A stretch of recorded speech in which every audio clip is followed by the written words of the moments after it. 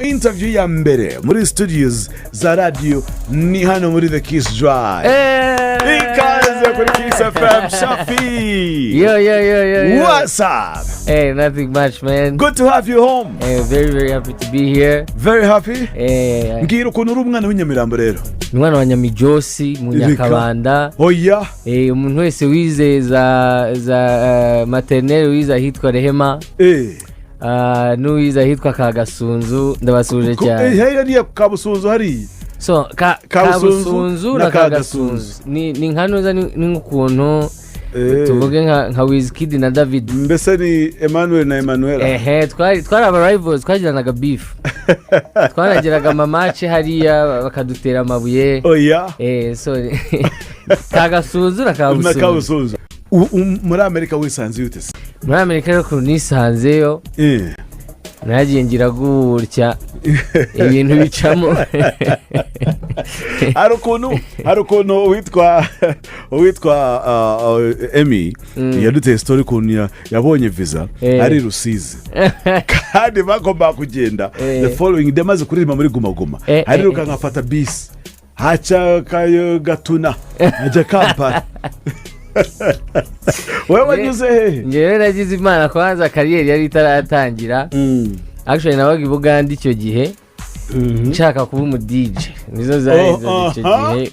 Ubundi njyana izina ry'ubu DJ nuko igihe rigiye nzarivuga. Byari ukugeza ubu nawe ushaka kurivuga. Ndashaka nzakore nka event. Abantu bagiye munje kuririmba kandi uje ku DJ. Bakubita umuziki. Nkorana za scratch z'aba DJ gutya. Oya se kandi. Biri seriye. Well, turi kuri Kiss FM. Uwo muri kumva turi kuganira ni Mr. Kabanga, Mr. Jumbe. Mr. Umva amaze gukora ama hits kuva yatangira umuziki. Nugira aho ugiye. And not only Shaffy, but we're hanging out with the Compa boy. Well, Bangita Ele. What's up, man? How are you? I'm very awesome. Legenda. Yeah? Legenda. Yeah. Bikamubaze kwanza. Wowe na 155. Ngo biri mu maboko y'abavoka. Hano isuhera. Ziko nta ndamutso. Ndamutsa. Ndashaka duheraho tubone kubyoroshya. Maze iminsi mbibona. Nashaka imbaza wenda nyuma ya kamera n'ibiki ariko uko bisa kose that's my family.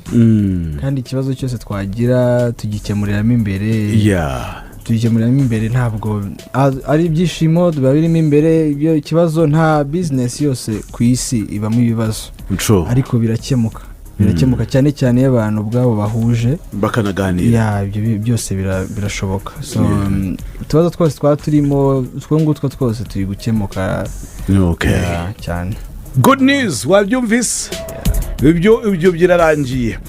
Element. Umukunzi wawe araho mwana. Wese. Babaye benshi. Urashinyagura kabisa. Uri kunshinyagurira. Okay, ibyo mukunzi tubyihorere. Element. Umaze gukora umuziki. I remember 2020 bitangira byose bitangira.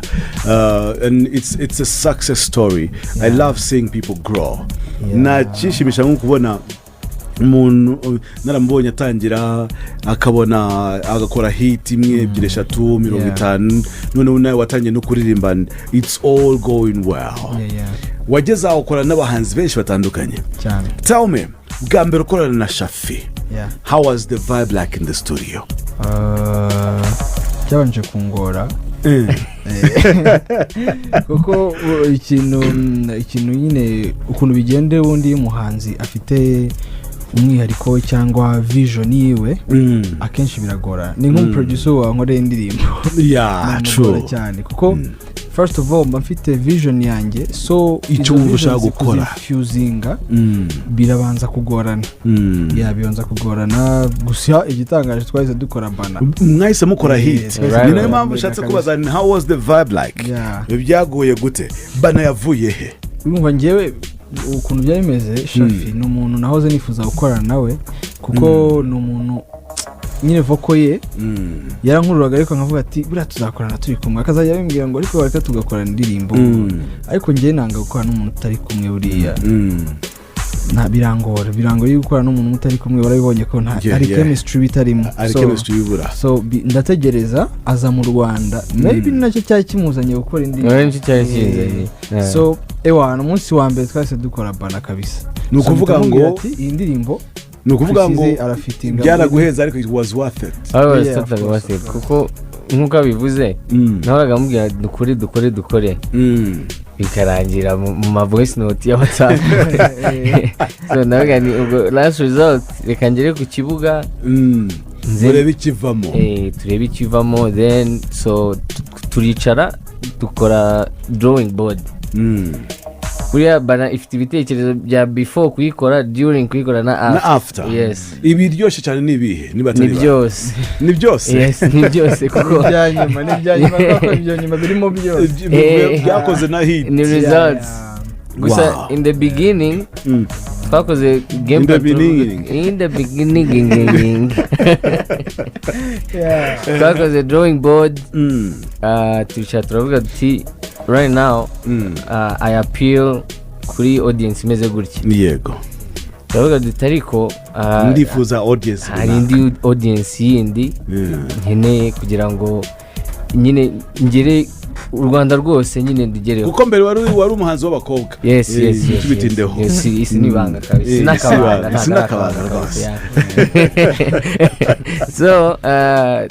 so turapanga rero tubona umuntu fitinga iyo description wazanye audience yindi ari Chris Easy so niko Chris Easy nawe yaje kuri board mwakoze bana ni mwana ukora official video hari kikaba that huge urashimira nde muri ubu gutyo bwo gusevinga amafaranga Imana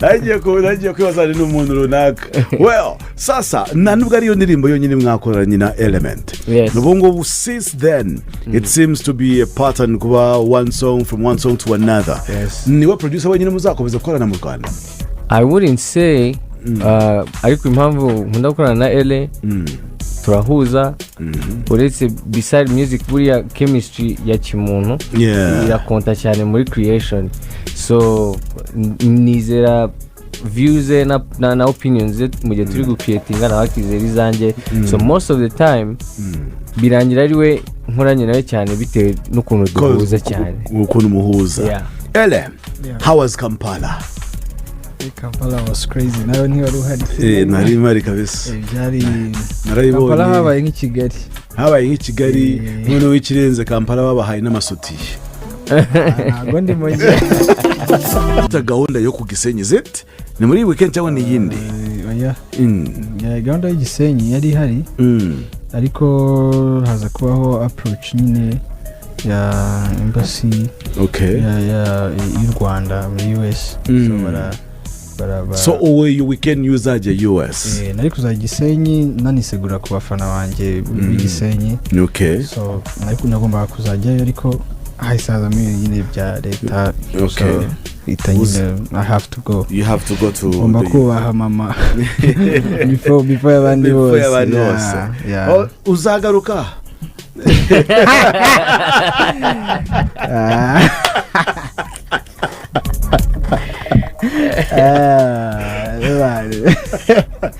ikibazo kiri kungora cyane ariko ndameze ko nzagaruka so what should we expect from Element more music cyangwa se uzakomeza gukora akaririmbo kamwe ukora na production nzakabya byose ko at the end of the day ni kintu umuhamagaro wanjye so I don't have to gukora ibintu mbihusha so I have to be in because what is clear is there is a lot of music, there is a lot of potential of making more money as a singer uko nukuri nibizatuma se utangira gukora production gake kubera ko you making more money as a singer ngewe hari ukuntu naformye ubuzima bwanjye ko ni kugenda nkura nyine ndi kugenda forminga life kuno ibintu ni freestyle kizaba gihari nicyo ngomba gukora ikizakwinjiriza cyane cyane ko byose n'Imana iba yarabitanze so yarabitanze ngo mbikoreshe ntabwo yaratanze ngo bibe biraho mbirebe nimbona kuba umuhanzi ari byo biri gukunda gusa byose nzabikora kuko mfite abafana benshi babakunda indirimbo zanjye hari abakunda production yanjye so both sides nta numwe nzatenguha bo muri Uganda we bumvise babazi ko ari yawe wariri abenshi no muri Tanzania na Kenya abenshi babazi ko abenshi bazi ele umuhanzi uzadukubite hari igihe kitoko yagiye mu Burundi zimo banyenye yarimba nibihe byose uzakuzirikaho so zose nzandirimba izo nakoze izo nakoze za bana zose ndashaka kuzazikubita yageze no kuri mubwire ya Medi muri ryajwi rye Shaffy mufite zindi projects muri gukoraho na ele nyinshi cyane ko bikangubaza akabazo k'amatsiko ko wari ufite Lick muri Amerika is a good producer mwana nakoranyeho kuki mutakomezanyije ugahita focusing gukorana na Element urebye around I'd say 2023 2022 gutyo Lick yaventurinze mu bindi bintu yagize undi muhamagaro ajya mu kuramya Imana so ava muri gospel so ajya muri gospel yego then ubwo ngewe nyine nsigara nta dusigara wagumye hagati nk'ururimi mbese neza so ubwo nari mfite choice rero kuvuga nti ese mposing music cyangwa ngere ku kibuga I invest then ndebe igikurikira cause narice ndavuga nti rero one thing I cannot deny, music is my calling. True. So okay. Ko uri Kigali hakaba hari kuba iwacu muzika bubu aramutse avuze ati twenda MTN turaguhamagaye uza muri izi concert bari gukora wahita posting uri gusubira wese ukabanza ukazikora. Hello bubu, my number is 0709. Reka tumuhamagara ariko. Well, thank you so much guys for coming to the Kiss FM today. It's always a blessing to have you guys. Always. Much respect, and